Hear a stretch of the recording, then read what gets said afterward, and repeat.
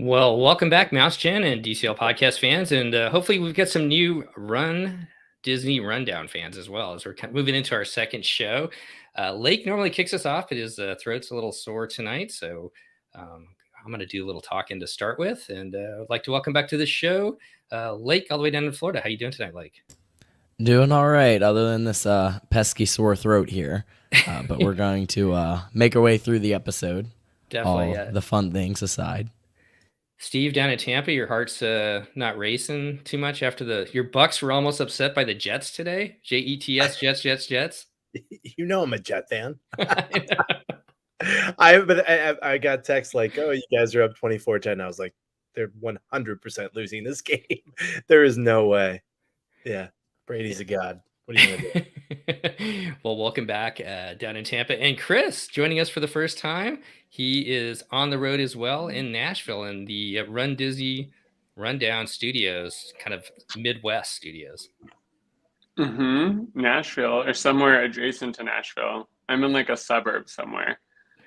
Down there for the hot chicken. That's really the only reason. I braved the Omicron variant to get some Hattie B's.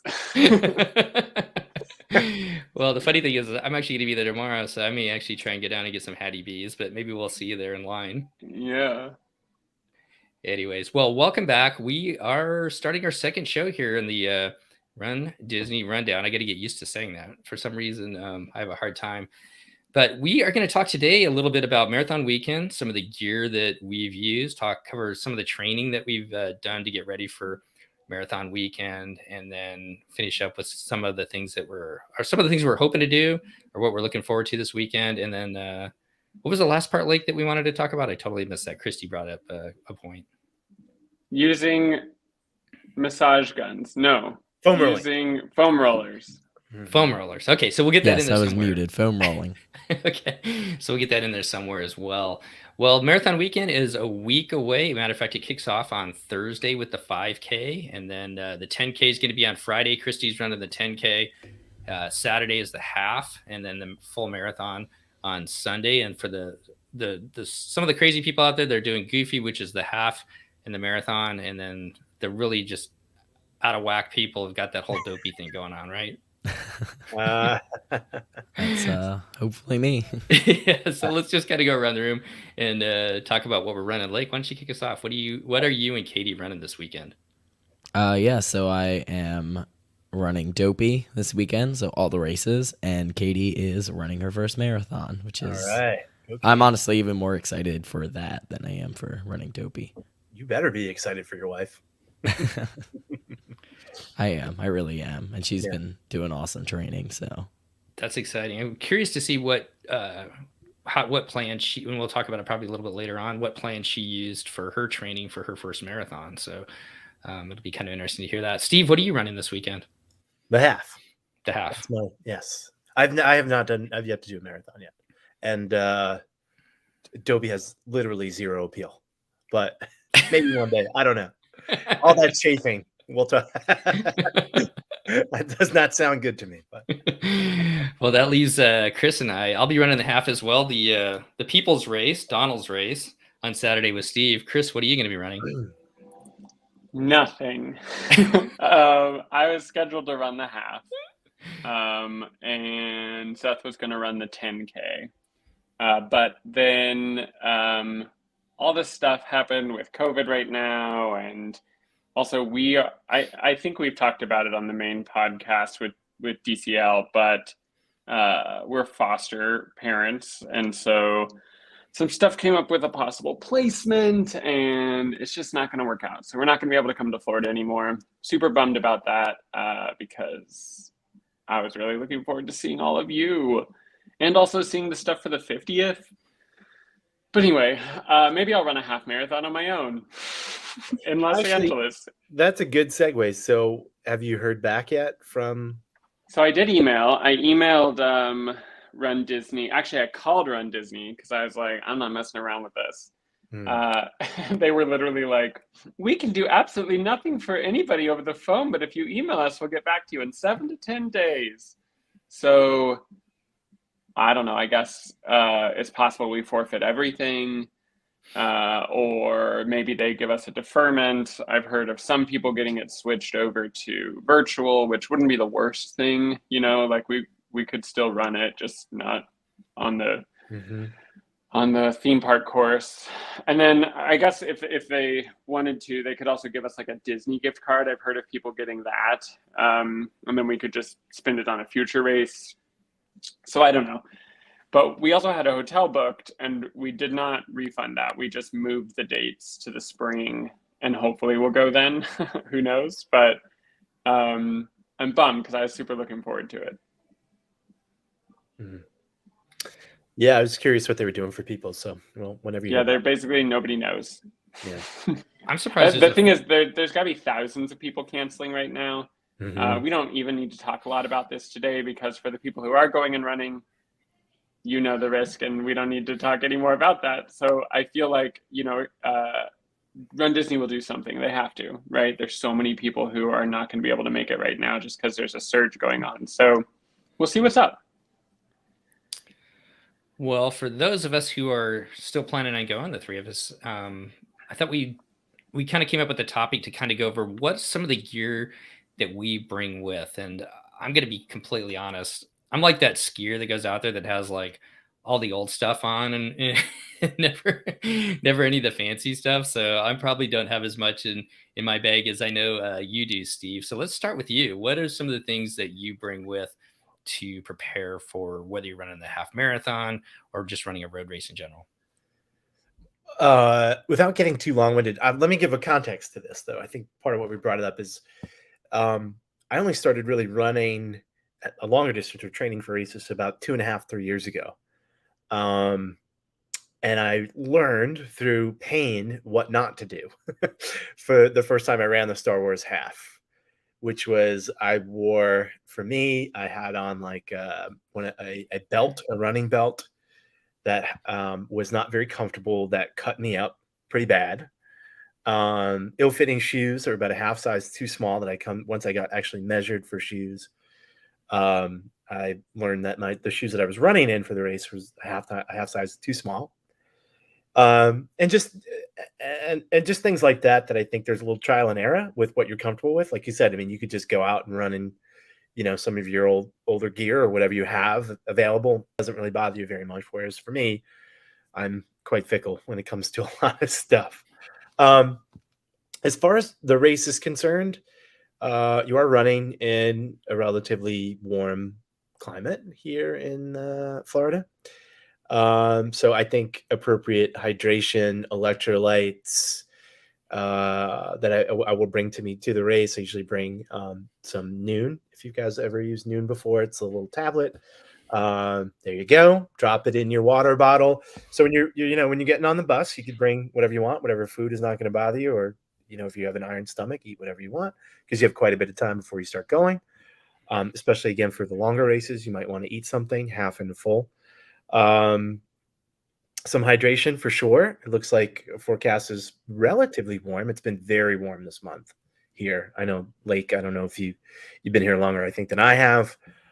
This is probably, I would say, the warmest December that I can remember consistently. It was 84 degrees today. Wow. Yeah, that's, and it's not, traditionally we'd get like a couple hot days and go, oh, pool day. It's been pretty consistently warm throughout the month. So, and it looks like it will be somewhat warm, at least for the marathon. It looks like almost 80 that Sunday at the moment. It's trending a little warmer towards the end of the weekend. So I know like 2 years ago, they had to end the marathon a little short. So, certainly hydration, electrolytes, a good anti-chafe for me in a hot climate is imperative. What do you use? It's okay. You know what I use? You just want me to say it. I use a natural product called squirrel nut butter. Ma'am, this is a family show. You know what? You'd be just as good if you get yourself some Body Glide. You can go to, when you go to the expo, you can go to Fit to Run. They have tons of Body Glide. They have the small samples that you can use for the race. Let's just say I've run a long distance, taken a shower, and all of a sudden I'm like burning up a little bit. I don't know if you guys have ever had that experience before, but you got like a cut on you and it burns. So anywhere your clothing is touching your body, you know, especially in very hot and humid weather, is essential. Should we go through? Are we talking like all the gear that we're packing for race day, or just the things like you can't sort of do without, or that you bring into the, you know, into the corrals? I think you touched on some really good points there. If does anybody else want to jump in? Because I get a couple points from what you said, Steve. I think. Yeah. So first of all, Noon, you can get those at Whole Foods. I know down in the Orlando area. So if you're looking for Noon, if you're down there, I'm not sure if you know like any place else. Does Publix carry it? Some do. I know mine, I don't think does anymore. It really just depends. Target pretty consistently carries it in their like fitness sections now, and they tend to have a lot of different flavors and whatever available. And of course, your local running store, even they'll have plenty at the expo, and Fit Niche there will have it too at Disney Springs. Yep. A couple different other points that, you know, talking about your belt, Steve, you know, try things out during your training, you know, and this goes to clothes too, because you see people kind of chafing as you're talking about, and a lot of that has to do with the type of shirt that you may have on, or something else. Like a lot of people like to run with their Run Disney stuff, but that may not be the best thing for you. So I always try out different shirts while I'm doing some of my longer runs, especially for the longer races, to make sure they're comfortable and they're not going to cause you too many problems. And then don't change it up on race day. Don't choose to use, what is it, Noon if you've never used it before, right, in the middle of your marathon. Yeah, they always say to, like, you know, I did find that nutrition changed things for me. If I didn't do nutrition, it was really hard for me to do anything above like 8 miles. But when I started introducing nutrition, I felt like about 5-10 minutes after eating some gels, I felt like, oh my gosh, I have energy. I can keep going. I feel better. But if you've never taken nutrition before and you just decide one day, because what is it? GU, right?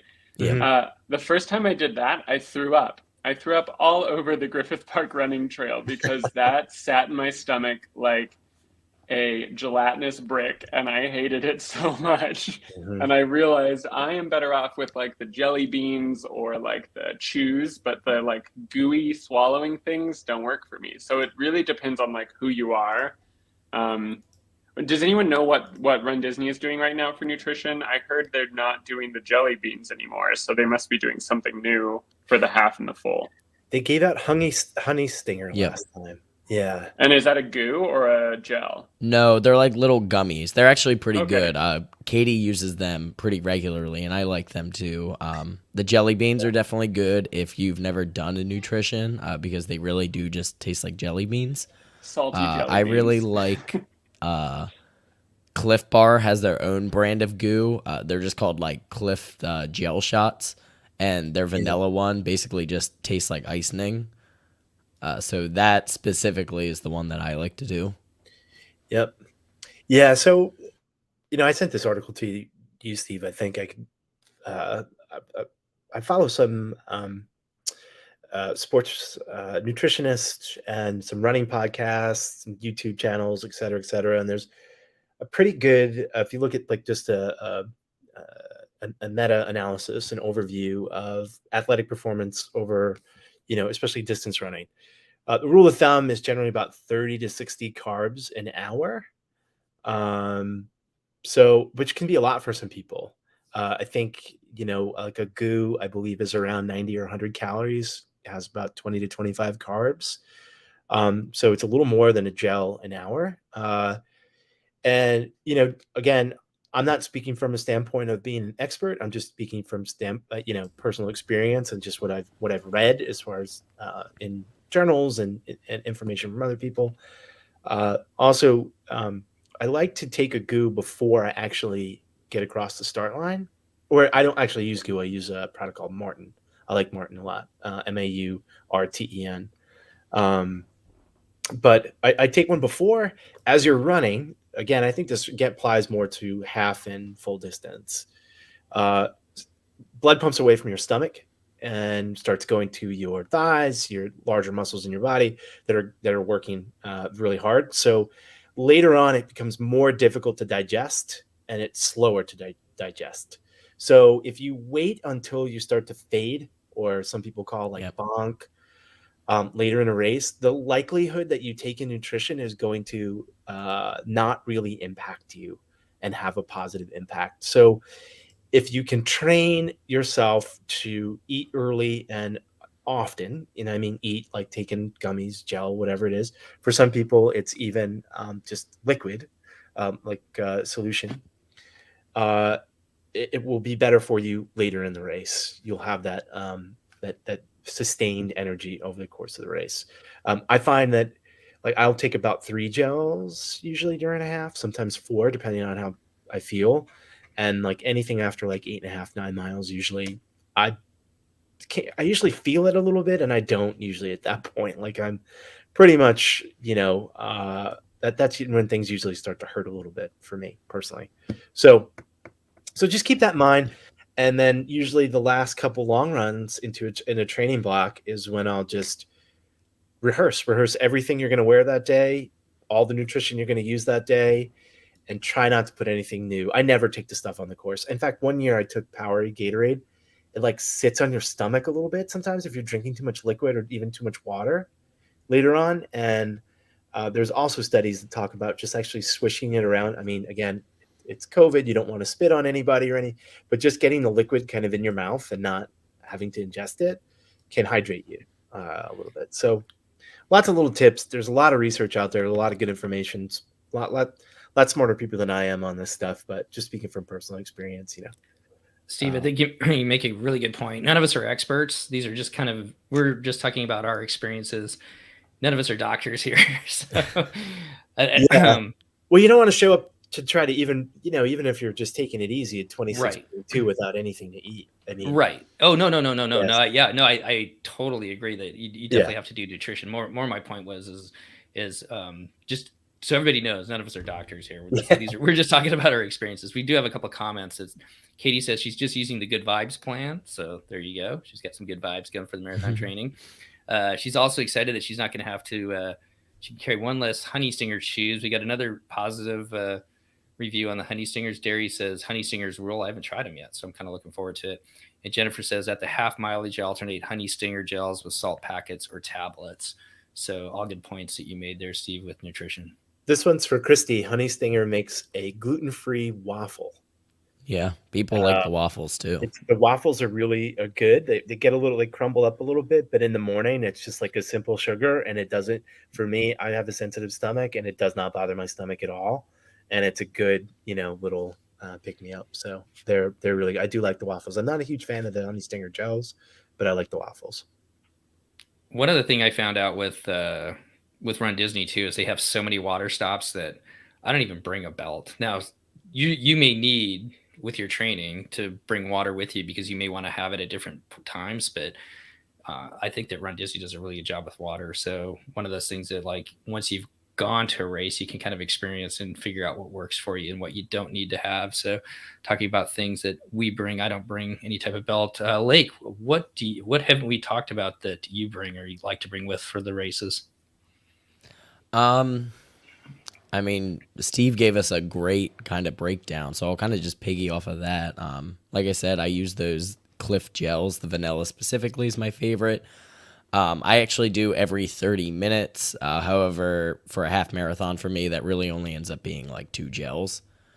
But I find that usually taking that one like earlier, it does. Like I never feel like I get a boost. It helps me just be kind of more continuous. Don't forget your tutu is what Chris says. I will not have a tutu.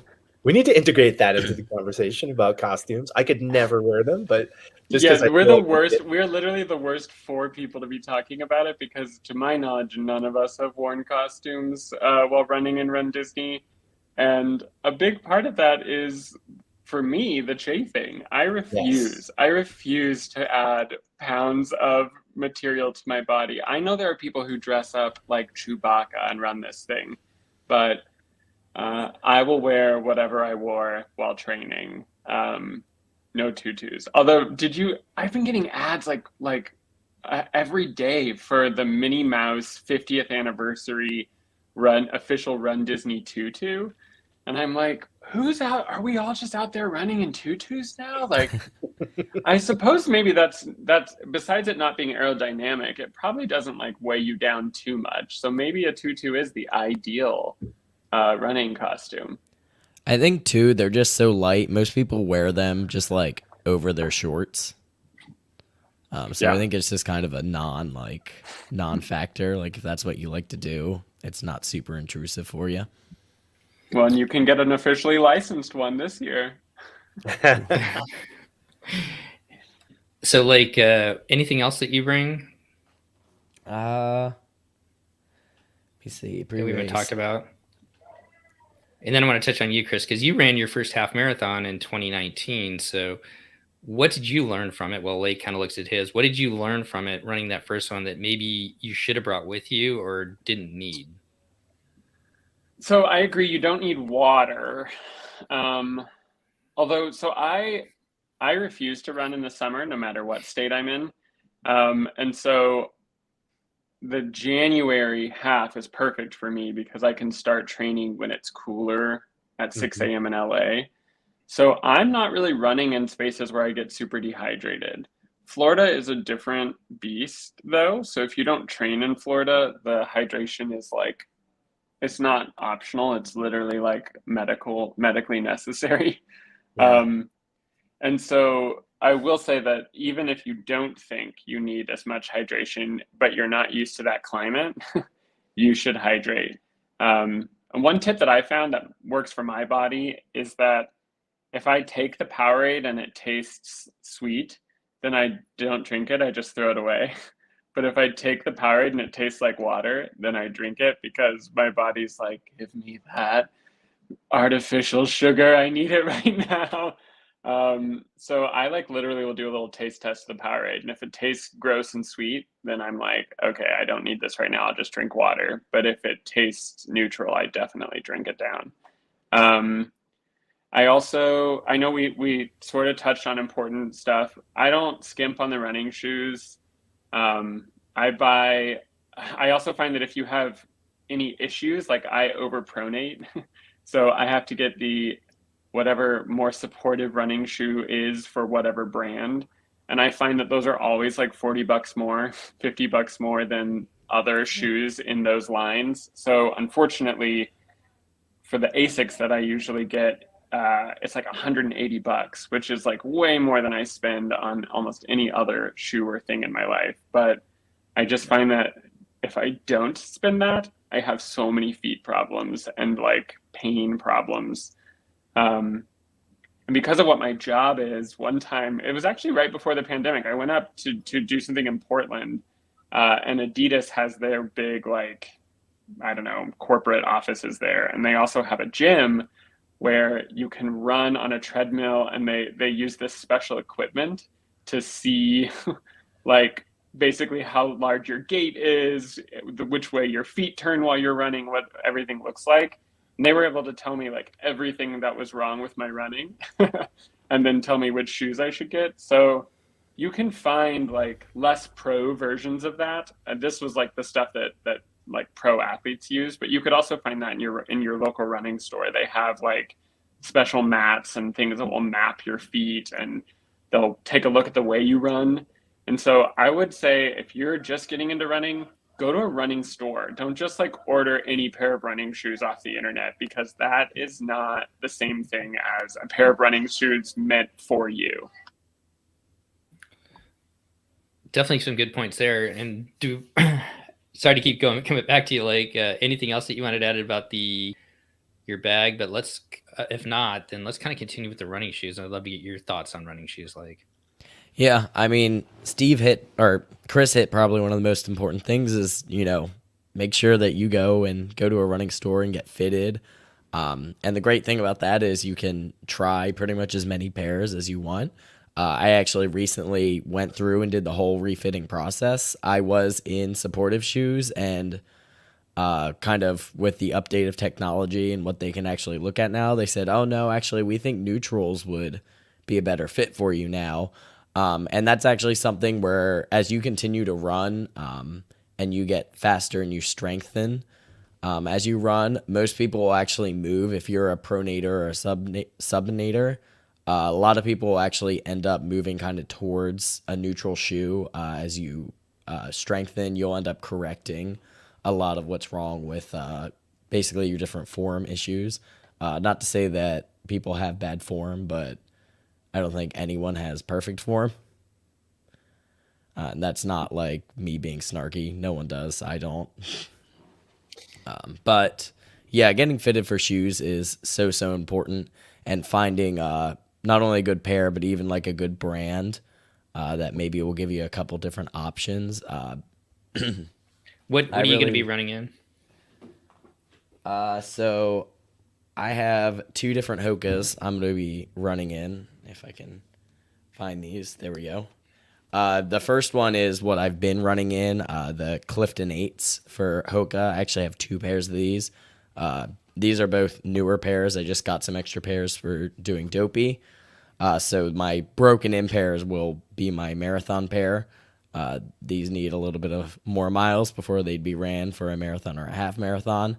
But these are just they're neutral, but they're very like plush, very comfortable ride shoes. And then I also got the Mach 4s just because I wanted to try them.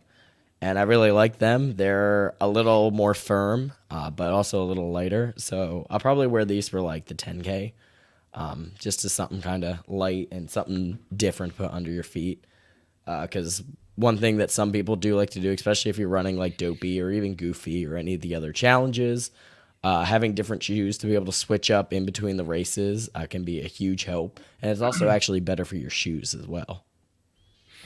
Steve, you brought that point up too. I think to me, because I've always run with, I change my shoes up probably about every 6 months, which may or may not be the ideal time to do it, but it's about 6 months when I change my shoes up. But I've always run with just the same pair. And I know that now hearing Lake, he's got two different pairs, and I know that you run with different ones. What are you using, and what are your thoughts on shoes? How long do we have? Yeah, okay. Since I know your Twitter handle is. I have about 14 pairs of running shoes in my closet that are in rotation. I'm out of my mind. Don't do what I do. It's quite literally an addiction. I will say, I just want to add something real quick before I piggyback on the shoes. Bringing to the race, I do bring water, and I do bring this Ampopod. I don't know if you can see it. It's not in focus here. Yeah, there you go. Just real quick, it has a zip front pocket. You can put your gels. You can even fit your phone in the front here. And that little handle there just goes right around your hands when you're running. So, and the reason why I do this is where I put like electrolytes in and everything else like this. There's another reason why I do it. If you're a little bit of a germaphobe and you don't want to get anything handed off or touch anybody's hand with volunteers out on the race, you have your own water. When races started back up, a lot of races weren't handing out any water, didn't have any volunteers. So this is really good. It's like 20 ounces. You could put your keys in there. You could put your phone in there. You could put your gels in there. Just a suggestion. There's also a flip belt that a lot of people like to use, but I'm just not a fan. So with that out of the way, shoes. So I'm a huge believer in having not only shoes that are appropriate for you, but also multiple pairs of shoes when you're training. If you have if you're putting in a lot of miles, it's good for your body to have a slightly different impact day after day. If you're doing, multiple back-to-back days, a little bit of a different way that you land, a little bit of a different style for cushion.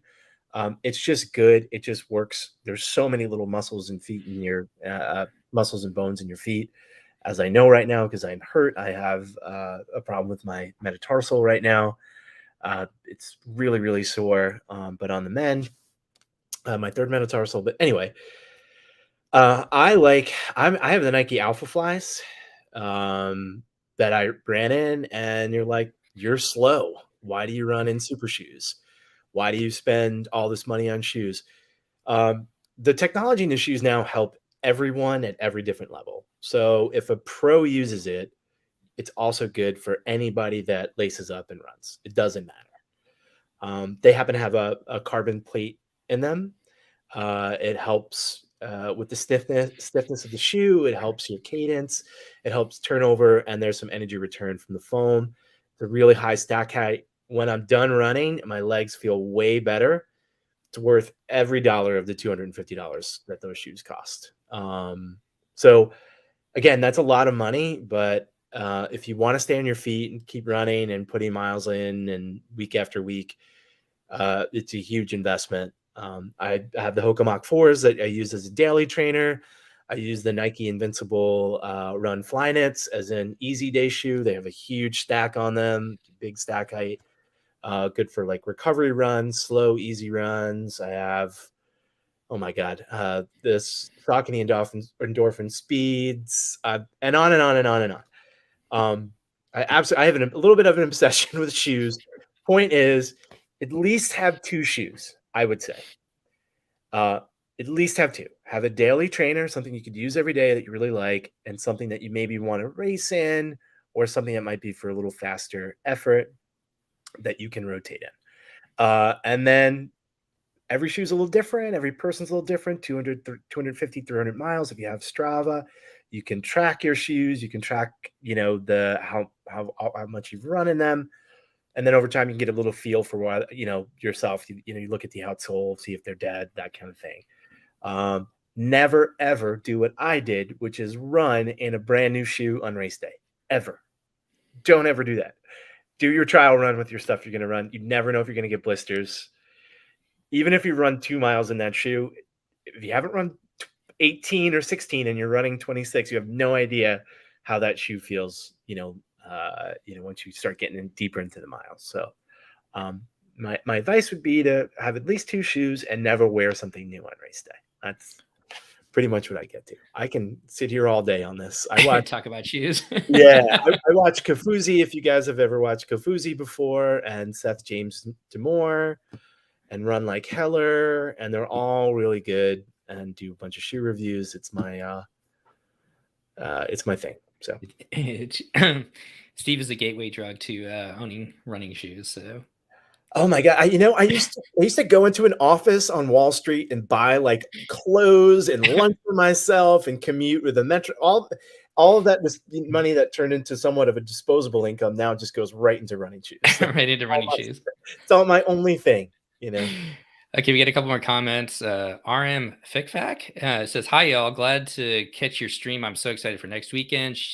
They're going to be, I think it's she is going to be doing Goofy. Good luck out there doing Goofy. Excited for that." And Chris, back to you. Derry says, "Bounding is good for the half and full. So if that tutu is not aerodynamic enough for you, then maybe you could do some Disney bounding." But what are your thoughts on shoes, Chris? And what are you going to be wearing when you run that virtual half around Burbank while we're running down at Disney?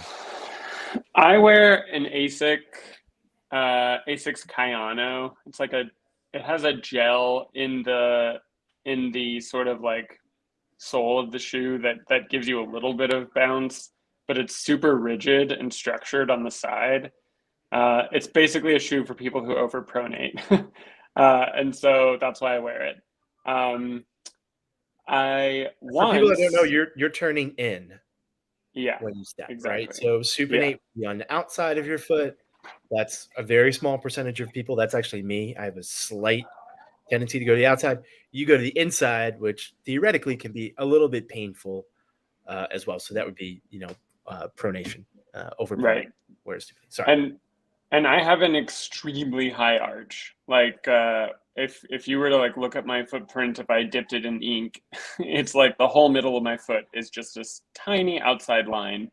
But when I run, it hurts my arch a lot because, I'm putting more pressure. Right. That being said, I have tried like custom orthotics before, which I've put inside of my Asics. that gets really expensive. So if you can find a shoe that doesn't require a custom orthotic that fits you really well, I would encourage that.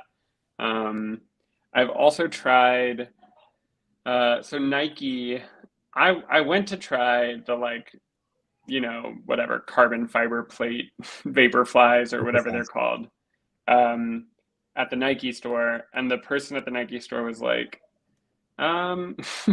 I don't think you should use this shoe. I think you should use this other shoe, which was also a very expensive shoe, but not 250. It might have been like 190 or 200. I don't remember what the name of the shoe is, but it has that like trademarked foam that Nike uses. nice. That's like, yeah, it feels really weird and it takes a minute to get used to, but it made my knees hurt so much less because I'm not putting there's like a bit of a shock system in the shoe itself that the foam disperses a lot of that running energy.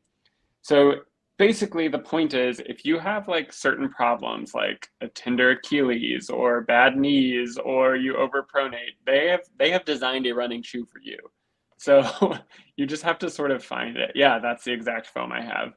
Yep. So this is ZoomX foam. This is a Pebax based foam.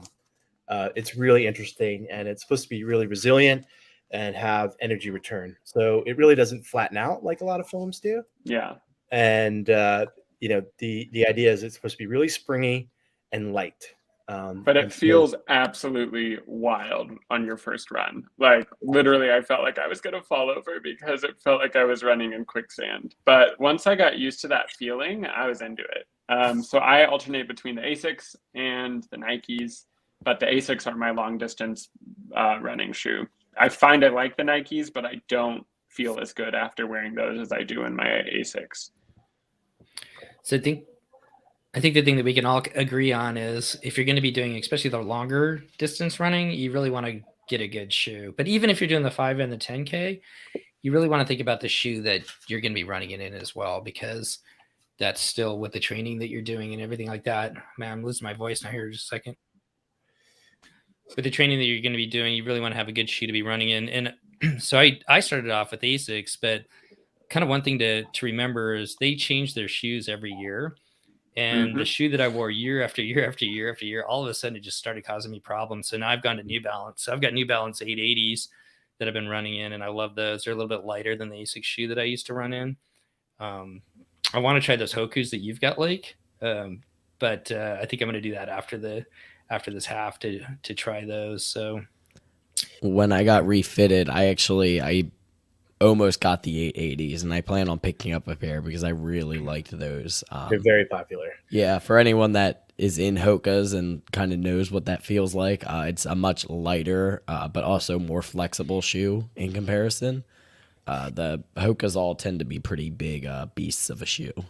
Yeah, Wake's gotten to be so much faster that I needed a lighter shoe to keep up with her. So that was my excuse. You must be watching. Yeah, I think she's working on dinner right now. How terrible is that? I'm up here yammering away.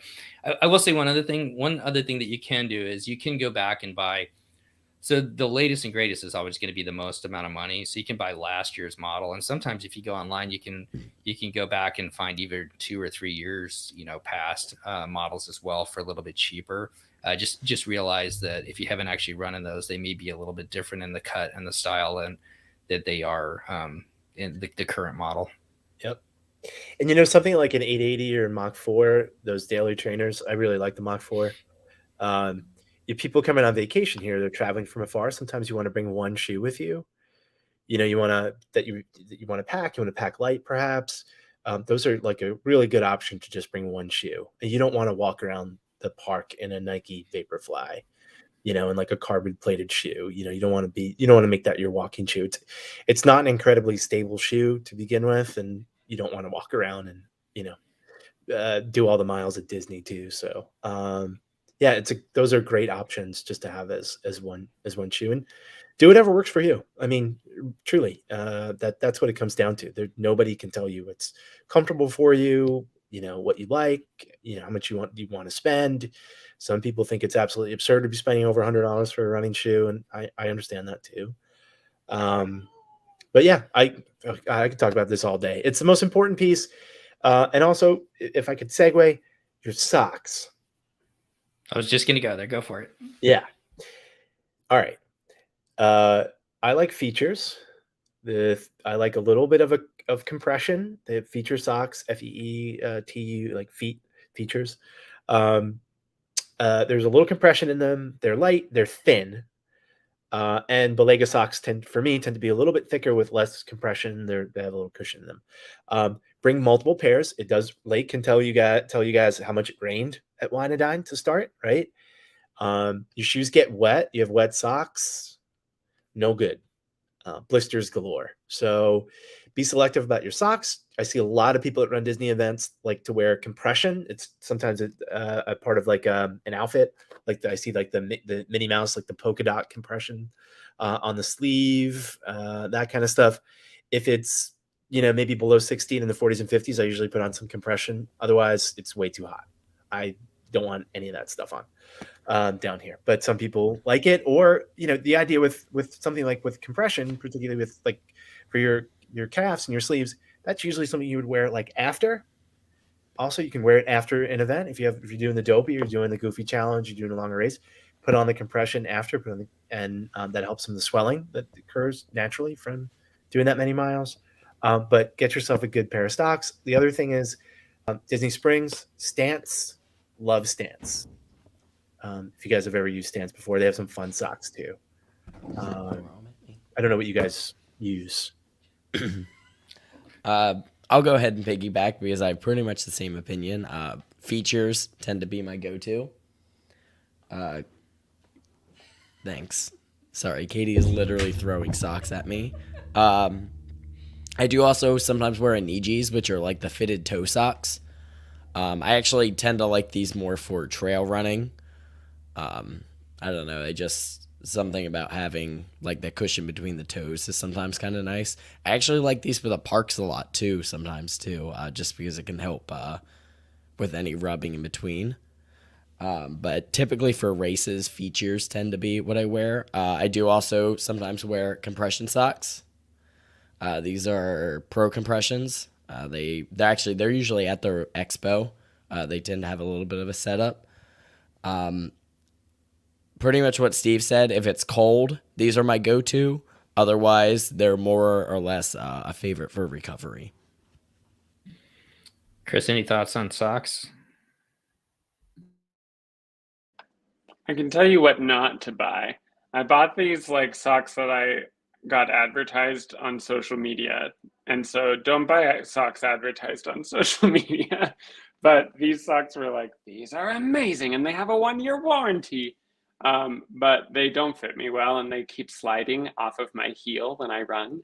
And that's literally the worst thing ever. Oof. The brand is called Worn, WORN.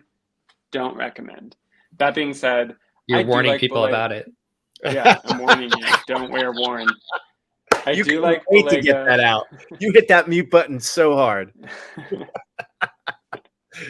I also like features. I feel like the toe socks creep me out a little.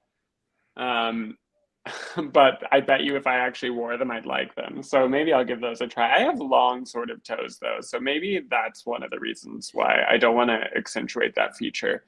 But I do think running socks are just as important, or maybe slightly less important, but very important than running shoes. Yeah. Especially if you're going to run multiple races. You guys I want also to hear think something that, funny? yeah, what? When I ran cross country in high school, I used to just not wear socks with my I had spikes. But it's fall in Pennsylvania, so courses were just always like gross and muddy. And for some reason that was just like what I preferred. And you didn't get like gangrene? No. Or blisters Swamp too. feet? Yeah. Oh my God. Lake didn't tell anybody, but he's just going with no shoes and his Speedo to the race. Just runner shorts. I also think like when we're talking about gear, I think that there are also capitalist like, buy this, you need this to run, and not everything is like that. There are a lot of running like tools and tricks that you do not need, and that can actually just weigh you down and not help you. And so I really think that, you know, when we say that shoes and socks are super important, we mean it. But like, some people might find that, you know, this water bottle or belt is great for them. Some people might be like, I don't actually need that belt or whatever. So there are so many more products out there for runners than you actually need to buy. So just a caution out there. You don't have to spend thousands of dollars to start running. Mhm. So 2 more topics. Let's kind of stick with the clothing. Any thoughts on shorts? How short they should be? I guess somebody put this in the notes. The shorter the better. The I'll shorter tell the you, better. I actually I really like half tights, but I've yet to have the courage to wear them to any Run Disney event personally. You know, just if I won't even get into the reasons why, but you can probably imagine or don't imagine. But yeah, half tights are great down here. But I usually will buy the I have some I can't even think of the type of Nikes that I have. I like Tracksmith, I like Rabbit that Lake's hat there. But I have these Nike and I actually have some Lululemon gear. Lululemon running gear is kind of expensive. It's really It's good. pretty good. I personally like stuff not with a brief liner. I like a full liner. Chris, your face. Yeah, I can't tell. I can't tell if I'm enlightening you with this conversation or or making you feel a little reviled. But yeah, they have a liner in them. They actually have a little pocket for your phone on the liner as well. And I'm a 6-inch short guy. I don't like super long, and I don't have the courage to show these milky white thighs out there with the little 2-inch, 4-inch ones. You know, save that for Lake. But yeah, about 6. I'm again very particular about that stuff. So good liner, a pocket, something for your phone, something for a gel, something for your keys. A lot of zip pockets. And most of the stuff I'm using now is Lululemon or some Nike or some Tracksmith. Tracksmith is great. And these products they're expensive up front, but I'll also say that if it's something that's going to last you a long time, to, you know, talk about like an essential piece, like what Chris was saying, like I've had these feature socks for 3 years. There are no holes, no signs of wear. The compression holds up. They were $15, right? But that is worth every penny to me to consider this still works after all the washes that they've been through. I have my Tracksmith shorts for like 2 years. So things like that, you know, it might be a big price tag up front, but I've had running stuff that's not been wonderful that has absolutely fallen apart. So just keep that. Lake, thoughts? Yeah, I mean, I do have a favorite pair of shorts. I will tell you, my choice of shorts when I ran my first marathon 2 years ago was wrong. I did not like them. They were just like a random pair of Nike shorts, but they only had one like zip pocket in the back, which was not nearly enough to like hold the things that I needed or wanted to have. So that was terrible. I actually really like these are brand of shorts from Rabbit Running, which is like kind of a smaller running company out of California. But I believe they source everything like fairly locally and all of that, so that's pretty cool. But these are specifically called the FKTs, and they come in 3-inch, 5-inch, and 7-inch. So a length for all of us friends here. But I like these because they have the zip pocket in the back, but then they also have these really deep like mesh pockets on the side, on both sides.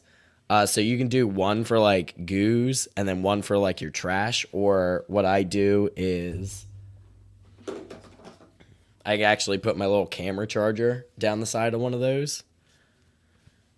So these are just my favorite. I have, I don't know, 4 or 5 different pairs of these, and they're pretty much my go-to shorts. Those are the 4-inch ones there? Or these are the 3-inch. It's 3, 5, and 7 for those. Just that's when you're just booking it. You're getting down Epcot, finishing it out. Yeah.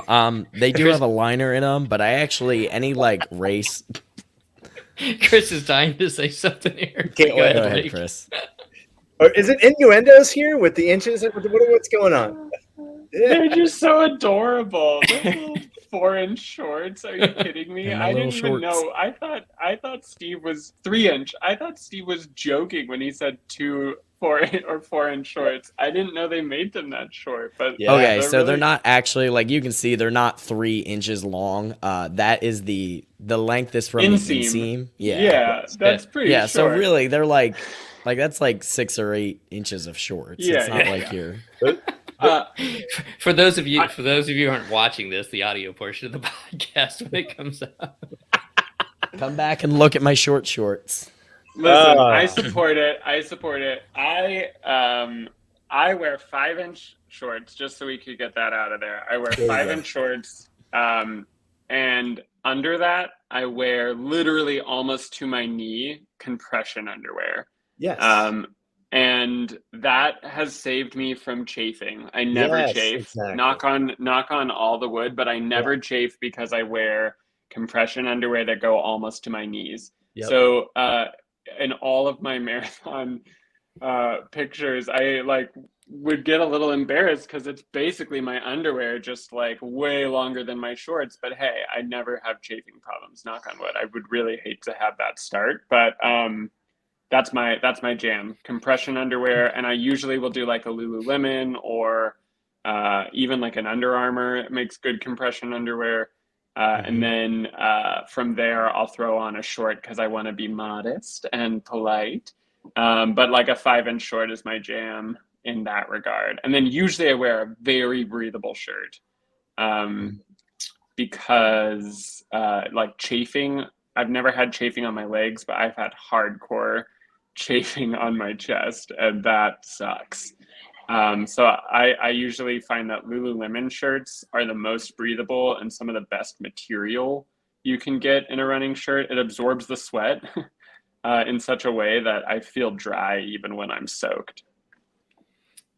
Yeah, some good points back to what you said, Steve. If you get cheap stuff, some of that dry fit stuff that's really coarse is going to cause you some serious problems. So really kind of think about what you're going to wear, especially for the longer runs. So all good points there. Katie says, Steve, he did have me find and wash his Speedos this week. So not sure if he's going to be wearing them in the race or afterwards in the hot tub at the resort. So we'll find out there. And pack your pixie dust, Christy says. I have Nike shorts that are 15 years old. Boy, those are going to be, they have like the big white stripe on the bottom or something like that. Are these like 80s looking things? Or Steve, I swore you were about to say I have Nike shorts that are 15 inches long. And I was like, those are capris, Christy. You are wearing some literal running capris.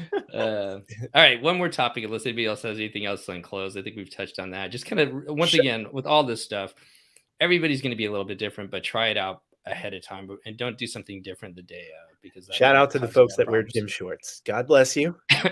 You have guys that are like going to run about 26.2. They look like they're going to lift weights for an hour. Like, how are you wearing your shorts from college right now, sir? Anyway.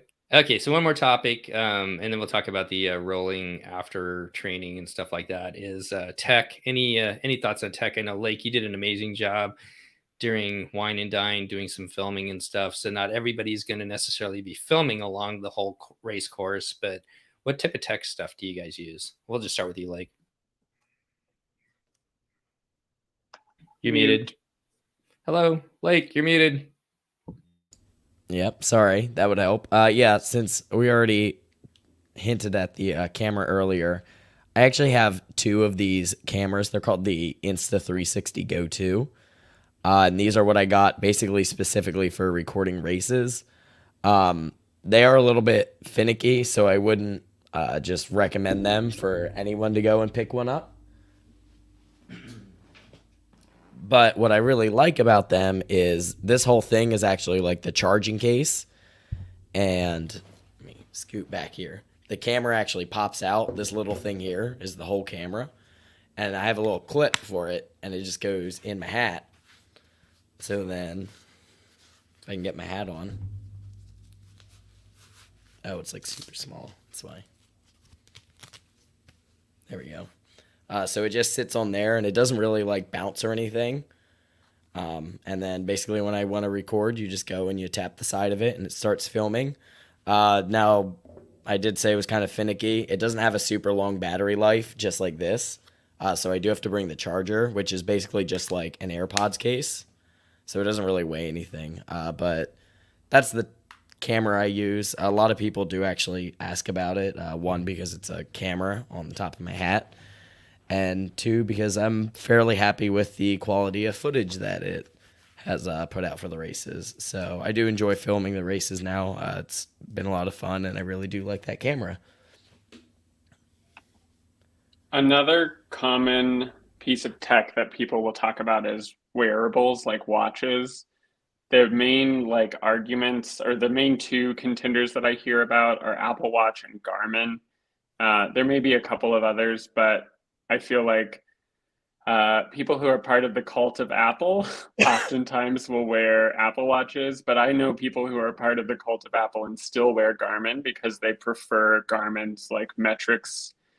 I don't know if I've ever heard of anyone being like, I wear my Samsung watch. But I do hear people talking about Apple Watches and Garmin's most frequently. I cannot speak to the Garmin. I only have ever measured my running through an Apple Watch, and I've been really satisfied with that. I usually use the Strava app, but there is like a native running app in Apple as well. Do any of you use Garmin or other I do. things? Yes, Okay, I and you use like Garmin. Garmin, right? Like, Yeah, so I like mine. This is a little bit older. It's actually the Vivo Active 3. I think they're up to like 4 and whatever number they have after it. One sec. Okay. And then we actually just got Katie I think it's the Venue, which looks like an updated version of this. It's got a nicer screen. I really like that. I think hers is really sleek. I'm kind of jealous of it, to be honest. And we got a good deal on it too, because I think the Venue 2 is out now. So yeah, I've liked it. It's been fairly trusty. It is a little bit older and has some of its issues now. So I have been considering upgrading. I've actually been considering another popular brand for runners is the Koros. And then there's also Suntos. I don't really know as much about the Suntos, but I've been considering getting a Koros because their battery life is supposed to last for like weeks at a time. So that is something I would definitely like to try. But for now, my Garmin Vivo Active 3 is still chugging along for me. Mute. You're on mute, Steve. what do quick you use, Steve? I'll tell you just real quick. We got a quick comment here for Lake. Jennifer says Lake's race videos are great, especially for people who want a perspective of what the race is like from corrals to end. So thank you so much for that comment, Jennifer. I know Lake puts a lot of effort into getting those out. So Yeah, thank you. I do appreciate that a lot. Let's go with Steve in Tampa. What do you use? Because you're a little bit more tech savvy than me too. I used to use my Apple Watch, but I absolutely hate it for running. I don't like a touchscreen when I'm all sweaty. I've also found that I have an Apple Watch 4 and the battery is just not as good as it once was. And so if it's tracking heart rate and GPS the whole time, like it really won't get to more than 2:15, 2.5 hours, and it's dead. Maybe even less now. So I started using a dedicated, like a Garmin 645, and I love it. It's just simple. It's got buttons available for laps, or if you're doing any interval training, any work on the track or anything like that. It's really good. And then I charge it once a week. Whereas the Apple Watch, I was having to charge after a run just to use it for everyday use. So that's just me. I know they're up to 7. I know they've gotten a lot. The Apple Watch 7, I know the watches have gotten better. The GPSs have gotten better, the battery life, et cetera, et cetera. It's a great option for people, and it's a good do-it-all. I used to do it with like the cellular option, just listen to music right off there, stream it off my watch, have my phone, text, everything. But now I generally take my phone with me, have my Garmin 645, and I like to use a FootPod too, a company called Stride. When I was training a little bit, I'd use like a power meter, kind of like a cyclist would use power.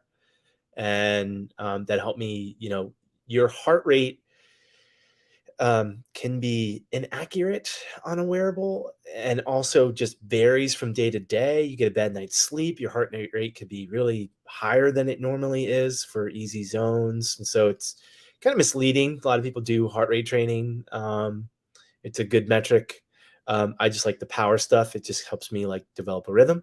So I use a Stride FootPod, and the good thing about the FootPod too is it really hones in the GPS. So I would get so nerdy about it that I would go out with an Apple Watch and go out with a Garmin, and Apple Watch was like continually giving me like 0.2 miles extra that I wasn't running in my neighborhood, particularly because the service over here isn't really great, and so it just was not calibrating and honing in GPS very well. So, again, in the context of everything, does it matter? Do you even need a wearable? No, you don't. You really don't. You could just go out, and if you got an easy hour of training planned on your feet, go out and run an easy hour. You don't need anything to do that.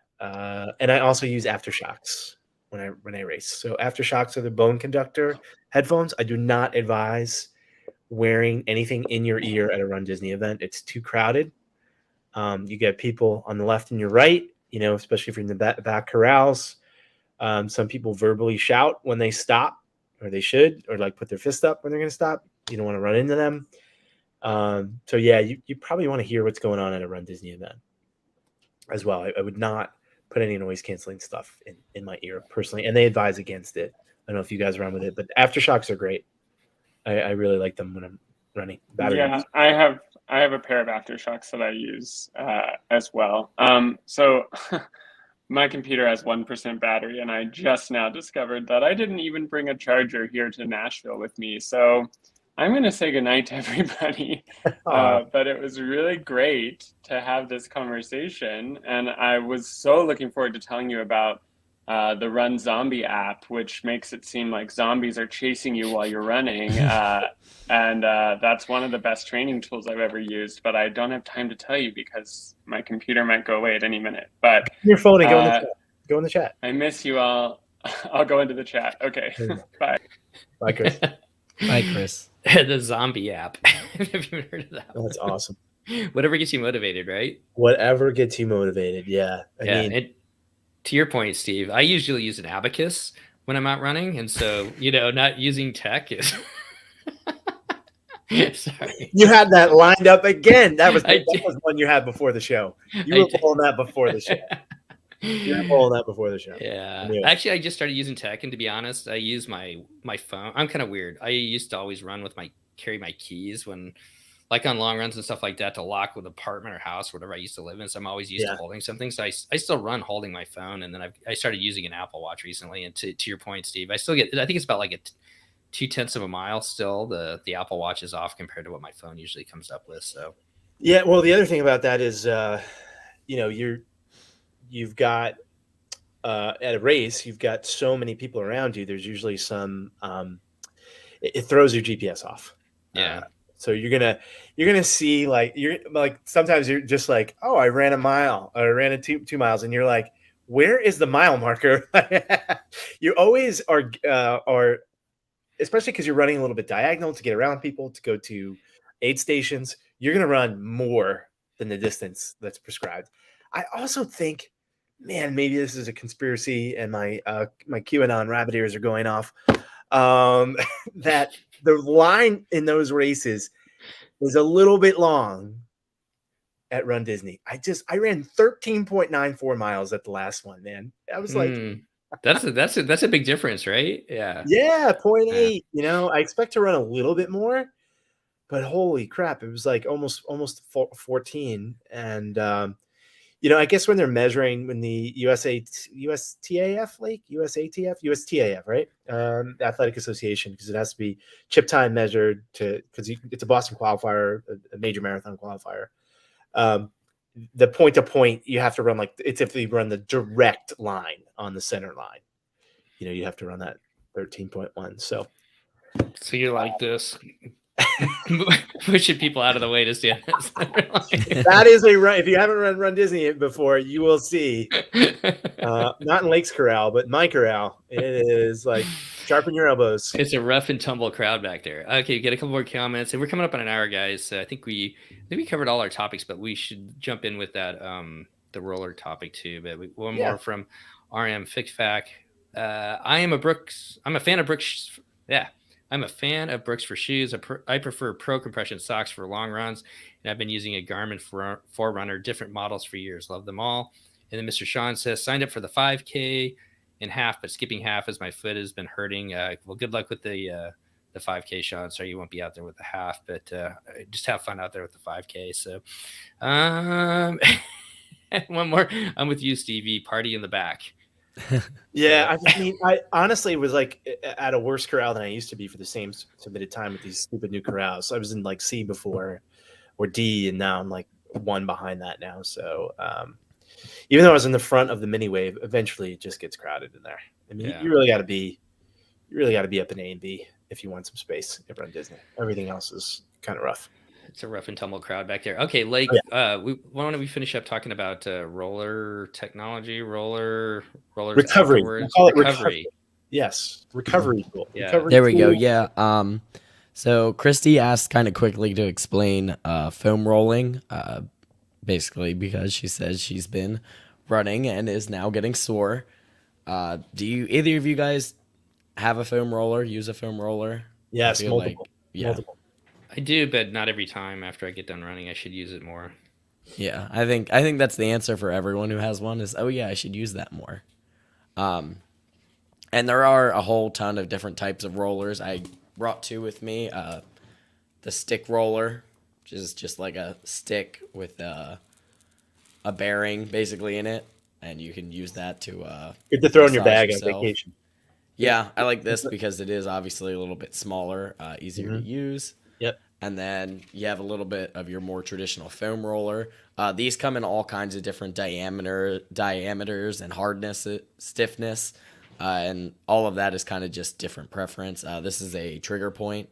I do really like this one. We also have a third one that is basically just like a smaller one that's like a styrofoam. That one's kind of nice because it's a little more plush, so it's not quite as hard on you.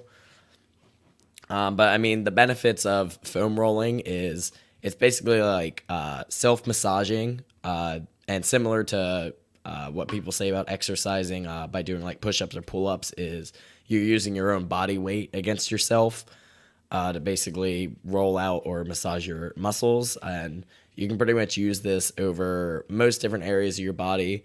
I think specifically people really like these, and I use it a lot for kind of the IT area. It's really good for rolling that and stretching that area out. If you tend to get tight, especially if you're kind of building distance and your body's not quite used to that, it can be really good to basically be able to roll that out. I will note, while it is nice, it's not necessarily super pleasant all the time in the midst of you doing it. And it does take a little bit of getting used to. And you should also maybe look up some videos on like good form to go and use these with to make sure that you're rolling your muscle groups properly. All good points there. Well, anything else, guys, that we haven't talked about tonight that we should cover, or you guys wanted to cover? Anything, any gear, any shoe topics, or anything else? Getting my fair share of KT tape, which really helps. I've had some issues with my foot, with runner's knee. KT tape can be really helpful. There's some tutorials online on how to actually, wrap. I see with a lot of people on their knee, particularly. It's good to stabilize and use during a race. The massage gun we talked about before we were on. If you have a massage gun, that similar principle, I think, to a roller, just getting some of the inflammation, muscle swelling, lactic buildup in your muscles. And I think for recovery, just have a good good dynamic stretching routine, a little warm up if you can. I know I'm bad about that, but having a little warm up, doing some hip swings and stuff like that before you go out is really helpful. Even before you're going to race, just don't go out cold. If you could just do some stretching in the corral, jumping around, moving around, that's what I like to do, just to get your blood flowing. It's hard for me to just like, when it's like 3, 2, 1, go, and I'm cold. I mean, it takes a while to warm up for me. So not literally warm because we're in Florida, but getting your body warm. So, rev up a little bit, helps in the recovery process after, and drink a beer after. That's how I recover. Right. Steve's going to be about half an hour in front of me. So, Have one ready. I'll have yours ready for sure. Yeah. If you ask me, Lake, any final thoughts? I guess on any of these topics. No, I don't think so. I think we're all just excited for the weekend. I do have one more just because they're right in front of me. Oofs. For after race, UFUs. They're basically just like super plush flip flops, and they make them in kind of regular. What are those called? Thong They have them in sandals. the regular flip flop or the ones that are the Velcro over. But these are super great for after the race, and they're not super big, so you can fit them in your check bag if you need, if you're going to be planning on hanging out after the race. And they're just great for recovery. I know a lot of people even wear them after the races to like walk around the parks and stuff too. I mean, that's my favorite thing is to get the shoes off after a long race like that too. So Mhm. having something like that, I've never really thought about that before, but that I'm gonna have to look into those. I don't know if I'll get it for this weekend, but for next time for sure. So, They're great. well, I guess thanks everybody for joining us on this second edition of the Run Disney Rundown. We'll definitely be putting together more shows for you guys as we kind of move into the future. I know we'll definitely be doing a recap of Marathon Weekend, and if there's any topics out there that you'd like to hear us discuss, we love the feedback. We'd love to hear the feedback. Make sure you like us over at MouseGen and follow us along there. Lake's channel, Lake and Katie's channel, they do an amazing job. Got a lot of great videos for Run Disney and also Disney Cruise Line. And we'll see where this kind of goes. If we can get maybe a separate podcast feed to just put the voice portion on there too for people who don't want to listen to Disney Cruise Line stuff from our angle. Although who doesn't want to go on a cruise and run around Deck 4, right, Lake? Yeah. I this- am excited for Princess Weekend because we are getting on the Magic the day after Princess Half, so that's going to be That's- fun. Hey, the one thing that I meant to ask you guys before we finish up, are they doing the Castaway Key run this time? The challenge? Yeah, the challenge. I didn't see that. So I don't think the organized race is back yet on Castaway, but you can run it virtually, and I'm fairly certain. No, I mean for Marathon Weekend, normally they have like a race associated with, but I don't think they had it this one time, did they? I think I'd have to look. I don't remember. Yeah. No, I know. I'm saying even though it's not organized like it used to be, I wonder. No, I don't think they do. Yeah, you can still do it on every voyage. You can when they get a Castaway, you can still go and run it virtually and then either stop. I think it's like you can. We got ours at the when we got back on the ship. Why can't I say it? Where customer service basically is. But I've heard that you can also stop it where they check out bicycles and pick up your medal there.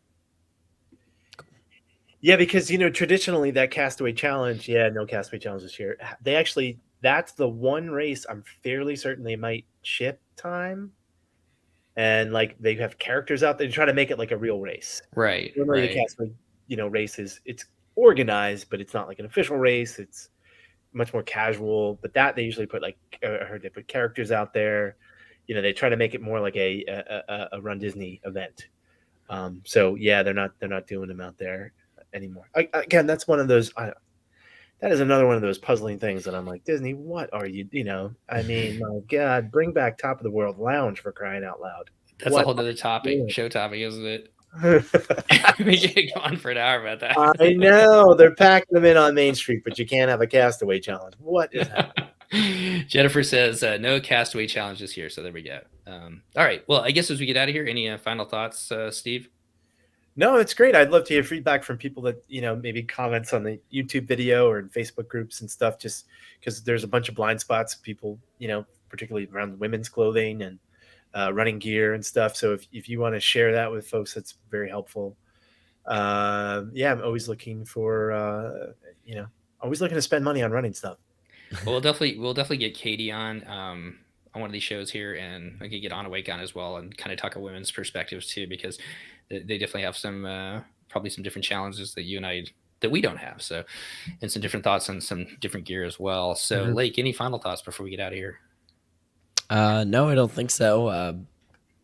Just hoping to have my voice back here in the next couple days, and excited to see anyone. As always, if you guys see us at the expo or at any of the events, make sure to stop by, say hi, and let us know that you watch the videos.